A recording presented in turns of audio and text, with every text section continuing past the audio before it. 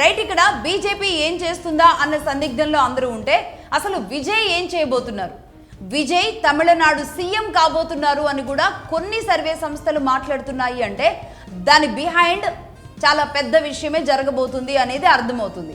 అదేంటి అంటే నేను ఇంతకు ముందు చెప్పినట్లుగా 100కి 100% క్రిస్టియన్ ఓటు బ్యాంక్ మొత్తం కూడా ఇతడి వైపు, జోసెఫ్ విజయ్ వైపు రావడానికే సిద్ధంగా ఉన్నారు. ఇది వాస్తవం.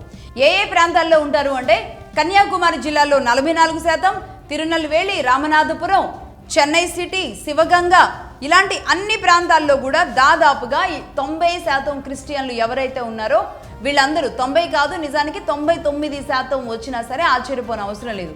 ఈ క్రిస్టియన్ ఓటు బ్యాంక్ అంతా విజయ్ వైపు కన్సాలిడేట్గా వీళ్ళంతా ఇటువైపు రావడానికి సిద్ధంగా ఉన్న పరిస్థితి ఉంది. అయితే విజయ్ పార్టీకి 24% ఓట్ షేర్ జరుగుతుంది అని ఏదైతే చెబుతున్నారో అది ఖచ్చితంగా ఒక మిరాకిల్గా మారే అవకాశాలు అయితే ఉంటాయి.